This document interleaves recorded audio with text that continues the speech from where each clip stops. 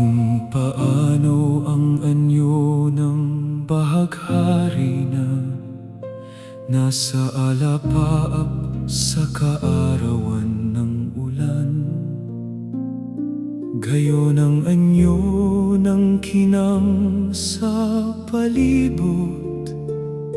Ito ang anyo ng kaluwalhatian ng Panginoon.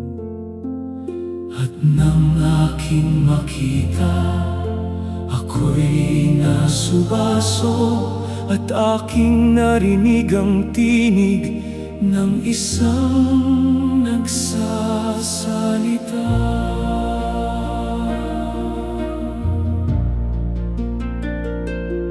At sinabi niya sa aking anak ng tao, tumayo ka ng iyong mga paa, at ako'y makikipagsalitaan sa iyo. At ang Espiritu ay sumaakin nang siya'y magsalita sa akin,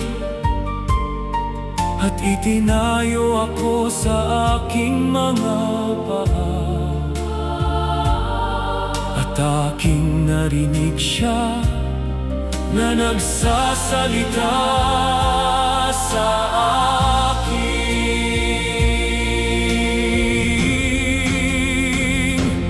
At sinabi niya, anak ng tao, kanin mo ang balumbong ito, at busugin mo ang iyong bituka nitong aking ibinibigay sa iyo.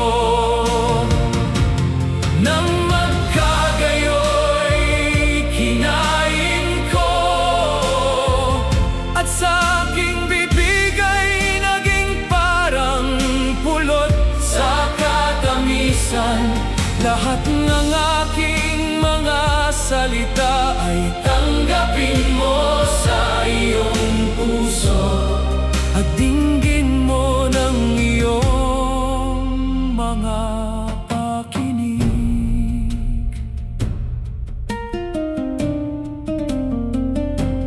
At itinaas ako ng Espiritu, at aking narinig sa likuran ko ang tinig ng malaking hugong na nagsasabi, purihin ng kaluwalhatian ng Panginoon mula sa kanyang dako. At ang kamay ng Panginoon ay naging malakas sa akin, at ako'y umupo sa gitna nila na pitong araw. At sinabi niya, anak ng tao, kanin mo ang balumbong ito,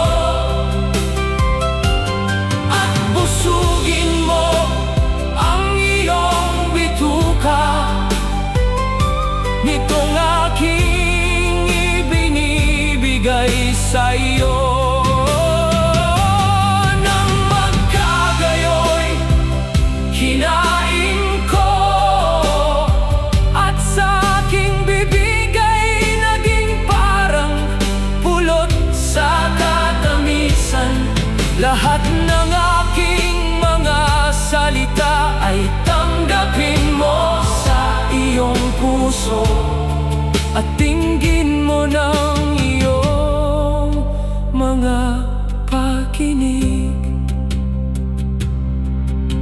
Anak ng tao, ginawa kitang bantay sa sambahayan ni Israel. Kaya't pakinggan mo ang salita sa aking bibig, at ipanguna mo sa kanila sa ganang akin. At ang kaluwalhatian ng Panginoon ay dumuon, gaya ng kaluwalhatian na aking nakita sa pampang ng ilog Chebal. At ako'y napaso-baso sa aking bibig ay naging parang pulo.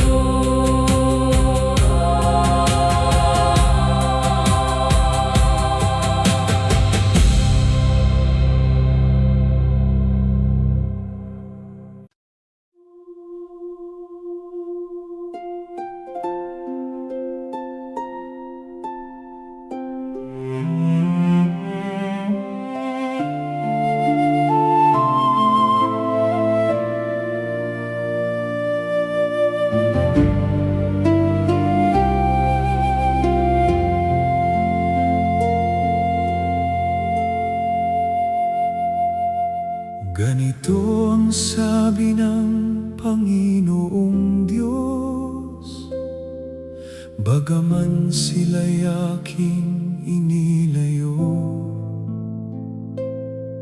sa gitna ng mga bansa, at bagaman aking pinangalat sila sa gitna ng mga lupain, gayon may ako'y magiging pinakasantuaryo sa kanila sa sandaling panahon, sa mga lupain na kanilang kapaparunan.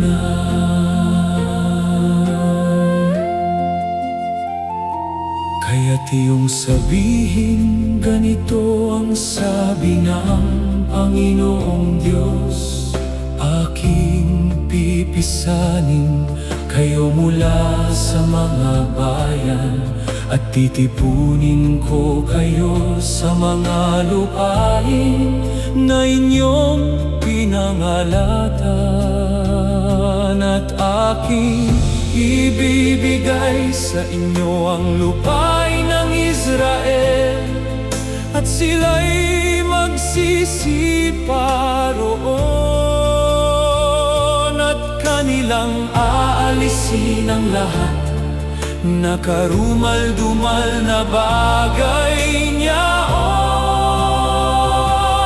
at aking bibigyan sila ng isang puso, at aking lalagyan ng bagong diwa ang loob ninyo, at aking aalisin ang batong puso sa kanilang laman,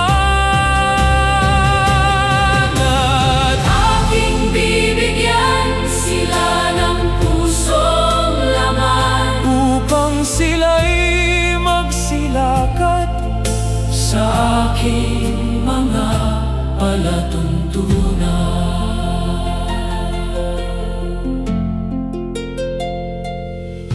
At ganapin ang aking mga kahatulan at isagawa, at sila'y magiging aking bayan,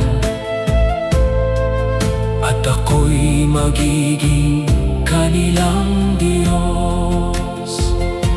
At ang Espiritu ng Panginoon ay dumating sa akin, at sinabi niya sa akin, salitain mo, ganito ang sabi ng Panginoon, at aking bibigyan sila ng isang puso, at aking lalagyan ng bagong diwa ang loob ninyo, at aking aalisin ang batong puso sa kanilang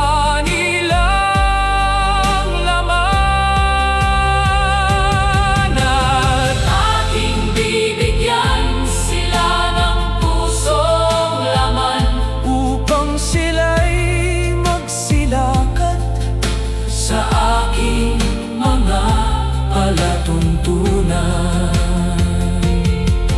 Nang magkagayoy, itinaas ng mga kerubin ang kanilang mga pakpak, at ang kaluwalhatian ng Diyos ng Israel ay nasa itaas ng mga yaon.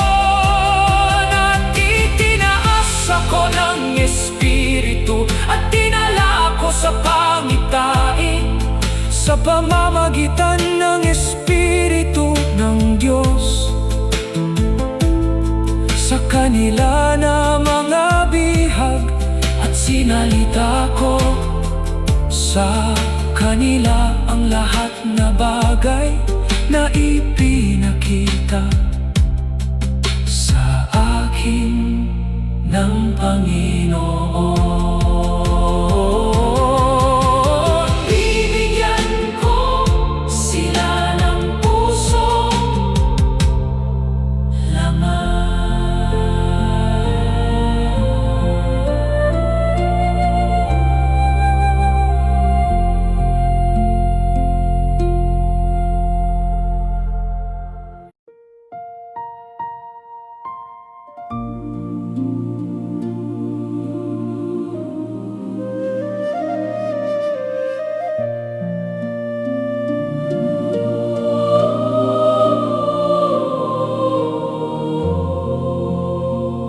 At ang salita ng Panginoon ay dumating sa akin na nagsasabi,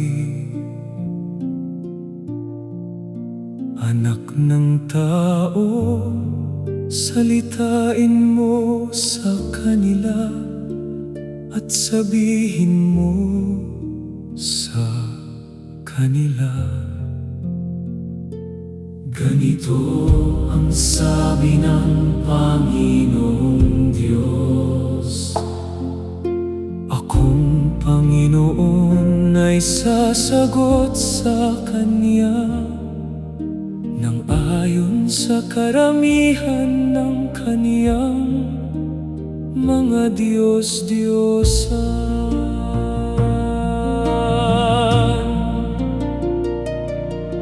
upang aking makuha ang sambahayan ni Israel sa kanilang sariling puso. Sapagkat silang lahat ay nagsilayo sa akin dahil sa kanilang mga Diyos-Diyosan. Kaya't sabihin mo sa sambahayan ni Israel, ganito ang sabi ng Panginoong Diyos, Mangagbalik loob kayo at kayo'y magsitalikod sa inyong mga Diyos-Diyosan, at ihiwalay ninyo ang inyong mga mukha sa lahat ninyong kasuklam-suklam, upang ang sambahayan ni Israel ay huwag nang maligaw pa sa akin, o mahawa pa man sa lahat nilang pagsalangsang, kundi upang sila'y maging aking bayan at ako'y maging kanilang Diyos, sabi ng Panginoong Diyos. Sapagkat bawat tao sa sangbahayang ni Israel na humihiwalay ng kaniyang sarili sa akin at naparoroon sa propeta upang mag-usisa sa akin tungkol sa kaniyang sarili, akong Panginoon sasagot sa kanya.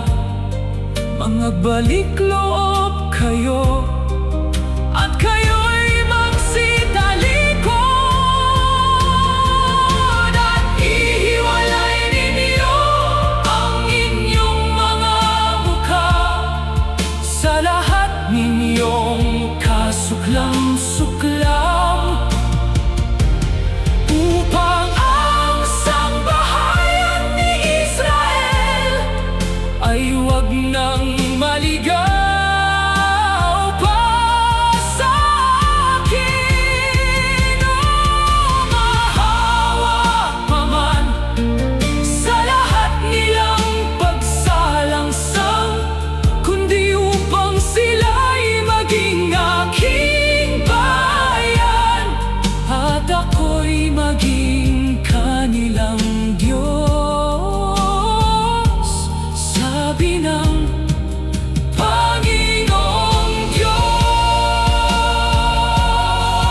Na ito'y maiiwan ang isang nalabi na ilalabas, mga anak na lalaki at 10 ng babae, at inyong makikita ang kanilang mga lakad at ang kanilang mga gawa, at inyong makikilala na hindi ko ginawang walang kadahilanan ang lahat na aking ginawa roon, sabi ng Panginoong Diyos.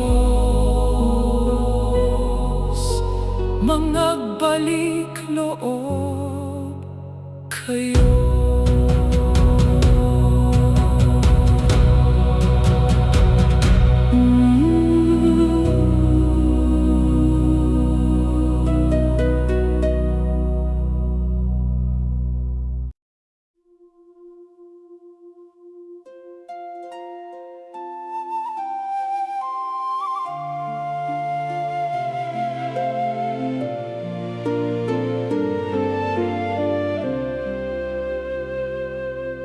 Ngunit kung ang masama ay humiwalay sa kanyang lahat na kasalanan na kaniyang nagawa, at ingatan ang lahat na aking mga palatuntunan, at gumawa ng tapat at matuwid, siya'y walang pagsalang mabubuhay, siya'y hindi mamamatay.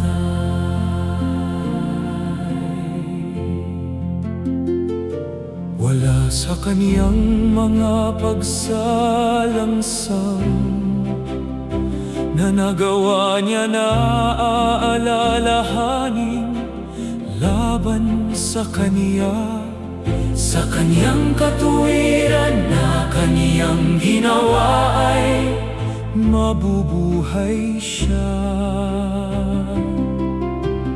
Mayroon baga akong anumang kasayahan sa kamatayan ng masama, sabi ng Panginoong Diyos.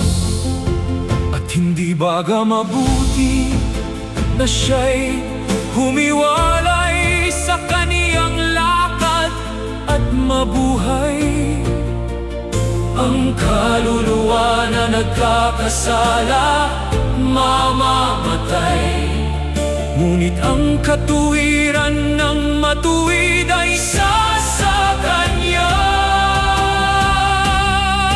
Pagkang masama ay humihiwalay sa Kanyang kasamaan na Kanyang nagawa, at gumawa ng tapat at matuwid, Kanyang ililigtas na buhay ang Kanyang kaluluwa. siya'y nagmuni-muni at humiwalay sa lahat niyang pagsalangsang na kaniyang nagawa. Siya'y walang pagsalang mabubuhay, siya'y hindi mamamatay. Kaya't hahatulan ko kayo, o sambahayan ni Israel, bawat isa'y ayon sa kanyang mga lakad. Sabi ng Panginoong Diyos, kayo'y magbalik loob at magsihiwalay kayo sa lahat ninyong pagsalangsang. Sa gayo'y ang kasamaan ay hindi magiging inyong kapahamakan. Inyong iwaksi ang lahat ninyong pagsalangsang na inyong isinalangsang. Pagkang masama ay humihiwalay sa kanyang kasamaan na kaniyang nagawa, at gumawa ng tapat at matuwid. Kanyang ililigtas na buhay ang kaniyang kaluluwa, sapagkat siya'y nagmuni-muni at humiwalay sa lahat niyang pagsalangsang na kaniyang nagawa. Siya'y walang pagsalang mabubuhay, hindi mamamatay. At kayo'y magbagong loob at magbagong diwa, sapagkat bakit kayo mamamatay, o angkan ni Israel? Sapagkat wala akong kasayahan sa kamatayan niya na namamatay, sabi ng Panginoong Diyos. Kaya't magsipagbalik loob kayo, at kayo'y mga buhay. Magsipagbalik loob kayo, at mga buhay.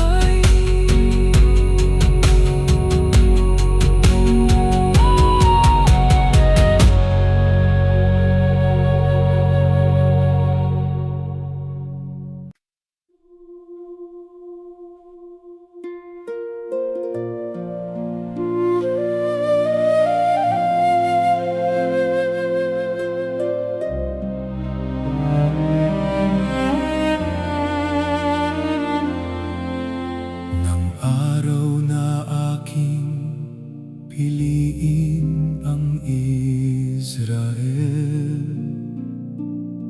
at itaas ko ang aking kamay sa lahi ng sambahayan ni Jacob, na sinabi, ako ang Panginoon ninyong Diyos. Nang araw na yaon ay ninawat ko ang aking kamay sa kanila, upang ilabas ko sila sa lupain ng Egipto.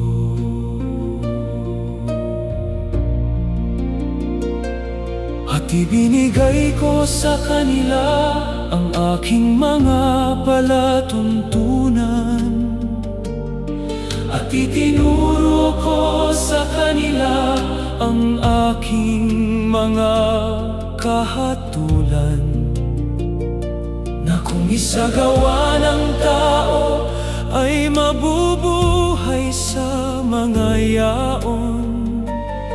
Ibinigay ko rin naman sa kanila ang aking mga sabat, upang kanilang makilala na ako ang Panginoon na nagpapaging banal sa kanila.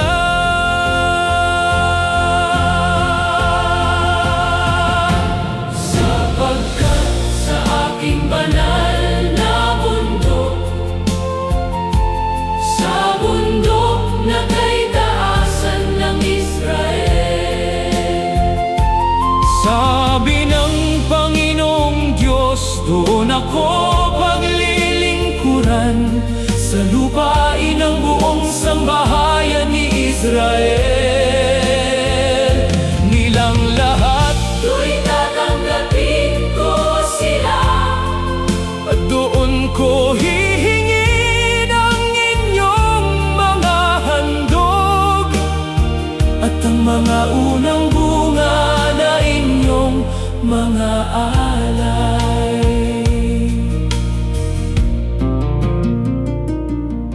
At ilalabas ko kayo na mula sa mga bayan, at pipisanin ko kayo na mula sa mga lupain na inyong pinangalatan,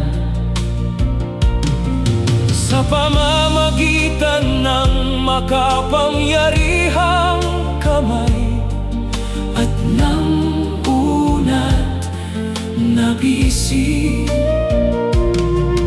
At dadalhin ko kayo sa pakikipagkasundo ng tipan, at inyong malalaman na ako ang Panginoon. sapagkat Sa aking banal na bundok, sa bundok na kay taasan ng Israel, sabi ng Panginoong Diyos, doon ako paglilingkuran, sa lupain ng buong sambahayan ni Israel. Nilang lahat tuwing tatanggapin ko sila, at doon ko hihingin ang inyong mga handog, at ang mga unang bunga na inyong mga alay. Parang masarap na amoy na tatanggapin ko kayo, pagka kayo'y aking naihiwalay sa mga bayan, at napisan ko kayo mula sa mga lupain na inyong pinangalatan, at ako'y ipaari ninyong banal sa paningin ng mga bansa, at inyong malalaman na ako ang Panginoon, pagka ako'y nakagawa na sa inyo alang-alang sa aking pangalan. sa aking banal Na bundok,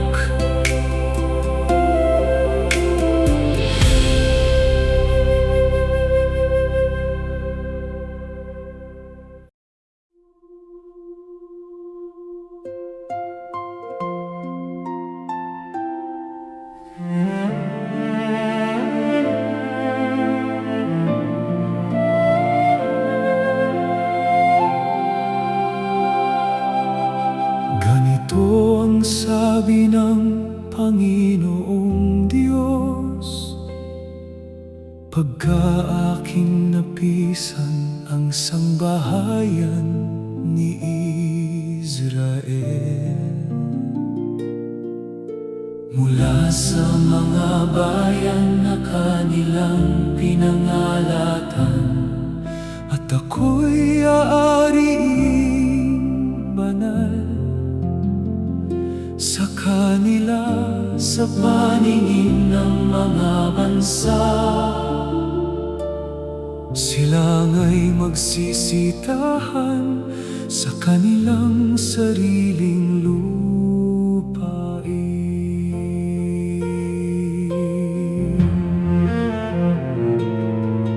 Na aking ibinigay sa aking lingkod na kay Jacob, at sila'y magsisitahang tiwasay roon. Oo, sila'y magtatayo ng mga bahay at mag-uubasan at tatahang tiwasay. Pagka ako'y nakapaglapat ng mga kahatulan sa lahat na nangagwawalang kabuluhan sa palibot nila,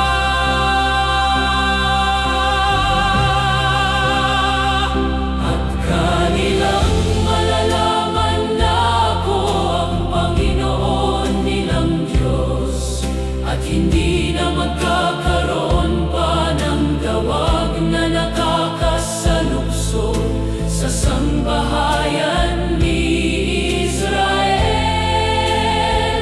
O nang tinikmang mapangpahirap sa alinman sa nanga sa palibot niya, at kanilang malalaman na ako ang Panginoong Diyos. Pagka ako'y luluwalhati sa gitna mo, kanilang malalaman na ako ang Panginoon.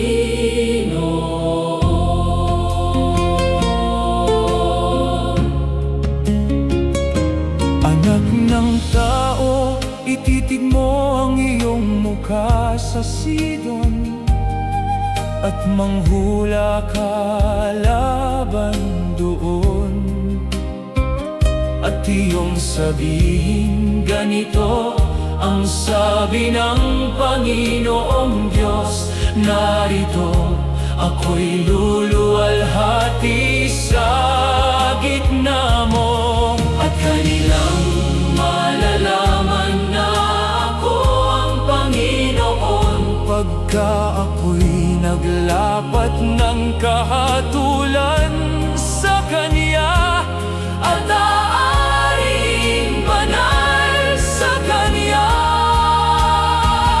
at kanilang malalaman na ako ang Panginoon nilang Diyos, at hindi na magkakaroon pa ng tawag na nakakasalubso sa sambahayan ni Israel. O nang tinikmang mapangpahirap sa alinman sa nanga sa palibot niya, At kanilang malalaman na ako ang Panginoong Diyos. pagka ako'y luluwalhati sa gitna mo, Kanilang malalaman na ako ang Panginoon.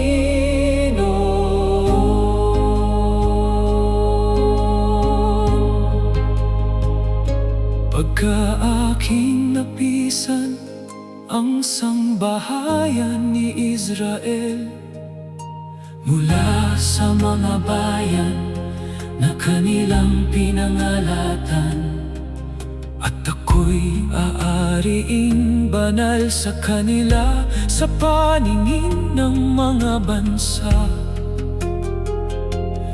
Sila nga'y magsisitahan sa kanilang sariling lupain, at sila'y magsisitahan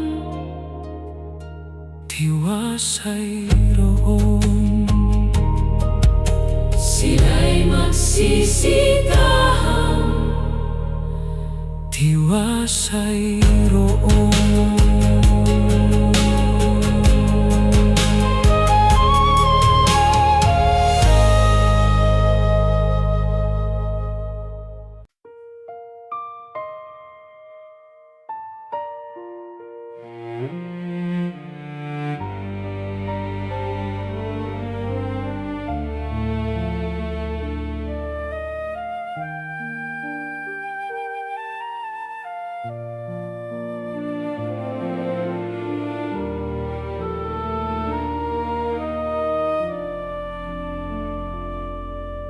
Sapagkat ganito ang sabi ng Panginoong Diyos, narito ako sa makatuwid bagay, ako sisiyasat ng aking mga tupa at aking hahanapin sila. Kung paanong hinanap ng pastor ang kanyang kawan sa karawan na siya'y nasa gitna ng kanyang mga tupa na nangangalat, gayon ko hahanapin ang aking mga tupa at ililitas ko sila sa lahat ng dako na kanilang pinangalatan. Ako ay magiging kanilang pasto ng aking mga tupa at aking pahihigain sila, sabi ng Panginoong Diyos. Aking hahanapin ang nawala at ibabalik ang hiniligaw at tatalian ng nabalian at palalakasin ang may sakit, at ako'y makikipagtipan sa kanila ng tipan ng kapayapaan.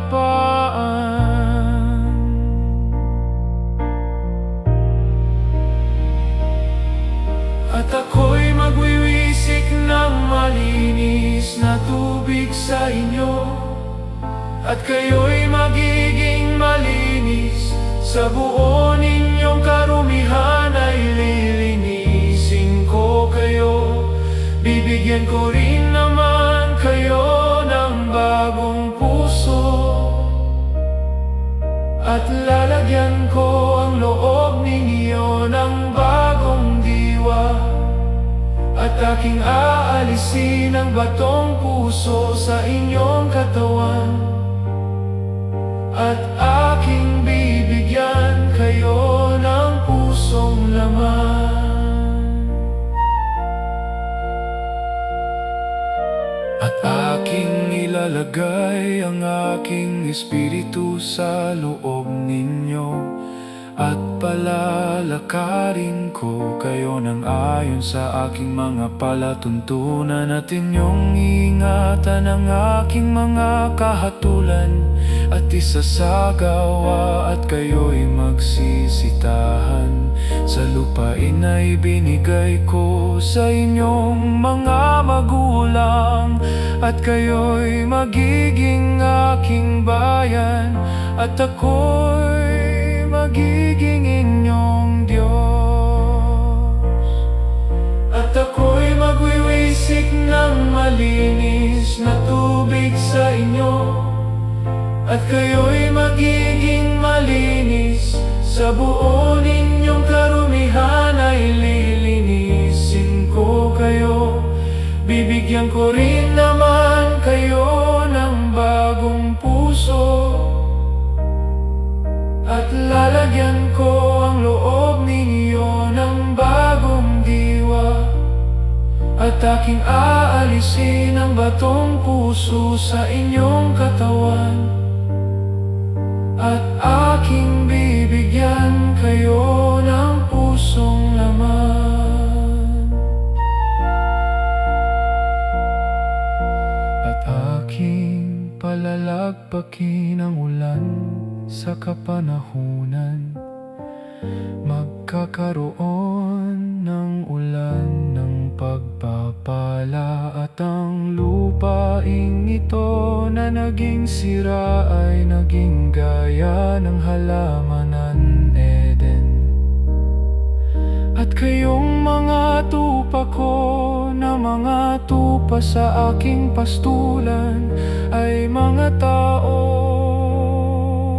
at ako'y inyong Diyos, sabi ng Panginoong Diyos.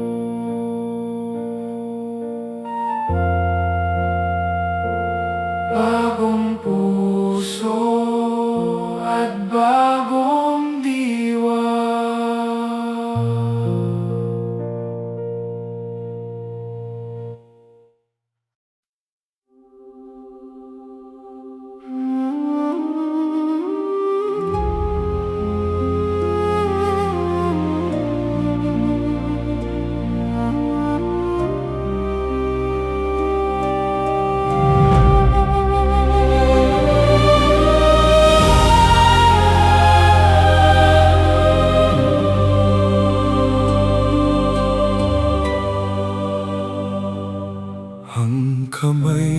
Panginoon, ay sumasa akin at inilagay niya ako sa gitna ng libis.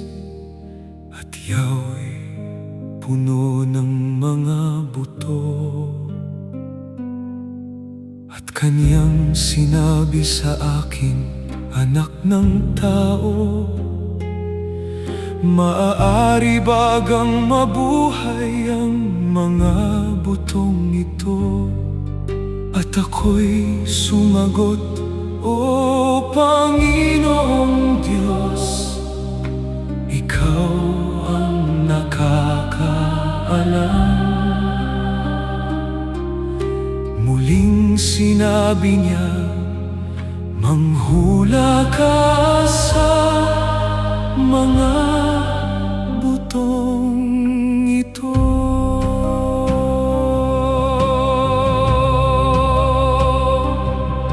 O kayong mga tuyong buto, inyong pakinggan ang salita ng Panginoon. Ganito ang sabi ng Panginoong Diyos sa mga butong ito. Narito aking papapasukin ang hinga sa inyo, at kayo'y mga bubuhay. At lalagyan ko kayo ng mga litid, at babalutin ko kayo ng laman. At tatakpan ko kayo ng balak, at lalagyan ko kayo ng hininga. Manggaling ka sa apat na hangin, o hinga, at humihip ka sa mga patay na ito, upang sila'y mga buhay. At ang hininga ay pumasok sa kanila, at sila'y nanangabuhay. At nagsitayo ng kanilang mga paa, Isang totoong malaking puludo. at aking ilalagay ang aking espiritu sa inyo. At kayo'y mga bubuhay.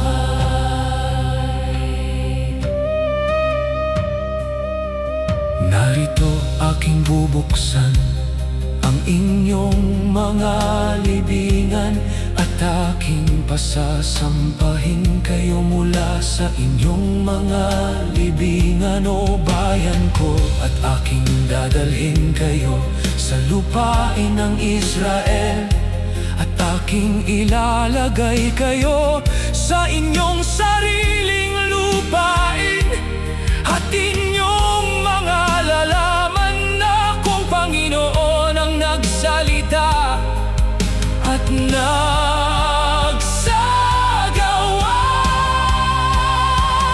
Manggaling ka sa apat na hangin, o hinga, at humihip ka sa mga patay na ito, upang sila'y mga buhay. At ang hininga ay pumasok sa kanila, at sila'y nangangabuhay.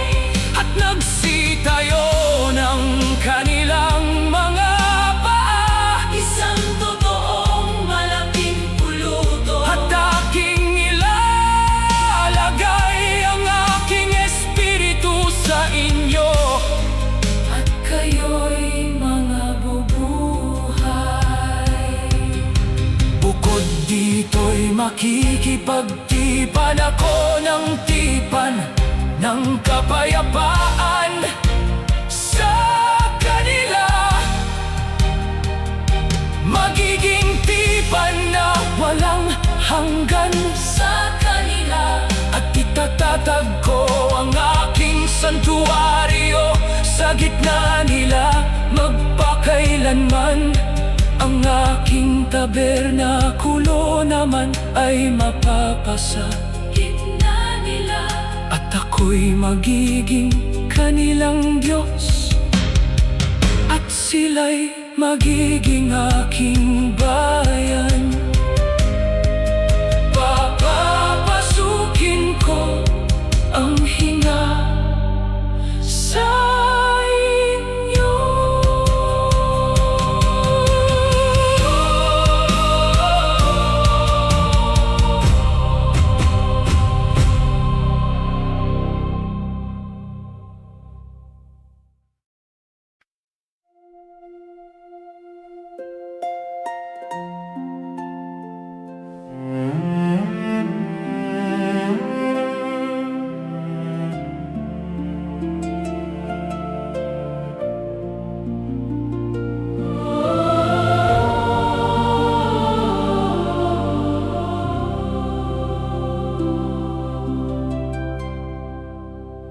Ibinalik niya ako sa pintuan ng bahay, at narito ang tubig ay lumalabas sa ilalim ng pasukan sa bahay sa dakong silanganan.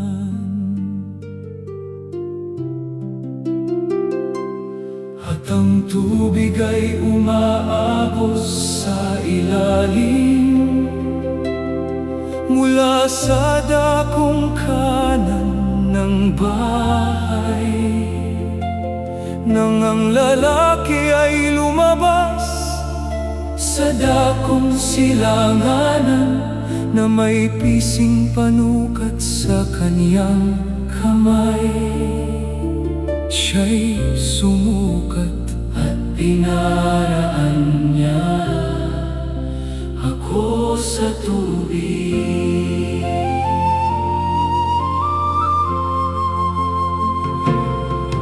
Pagkatapos ay sumukat siya at isang ilog na hindi ko naraanan, sapagkat ang tubig ay sumasampa, tubig upang langguyan, ilog na hindi mararaanan. Nang ako nga'y makabalik, narito sa pangpang ng ilog ay may totoong maraming puno ng kahoy sa makabilang dako. Ang tubig na ito ay lumalabas sa dakong silangan ng lupain, at ang tubig ay mapagagaling.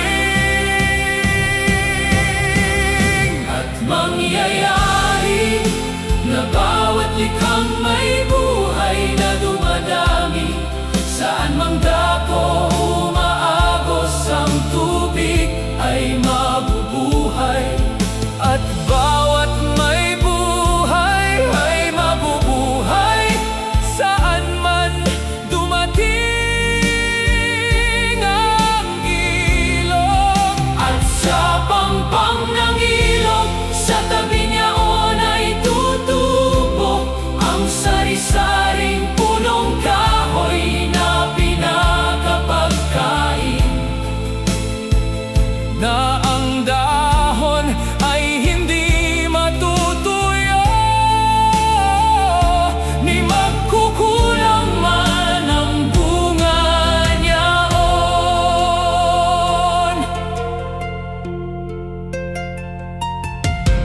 Magbubunga ng bago buwan,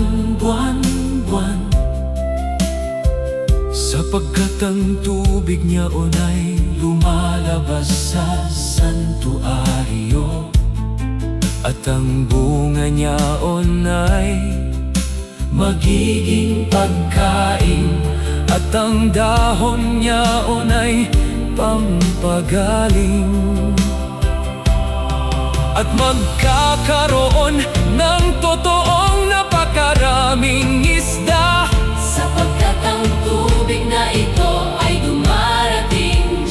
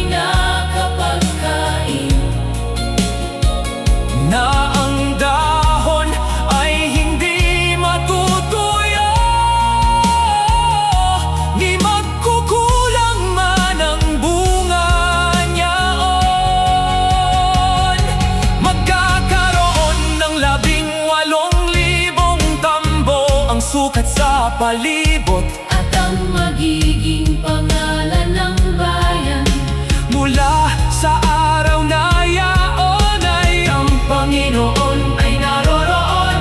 At ang santuwaryo ng Panginoon ay malalagay sa gitna niyaon. At ako'y magiging kanilang Diyos, at sila'y magiging aking bayan. Ang Panginoon ay naroon.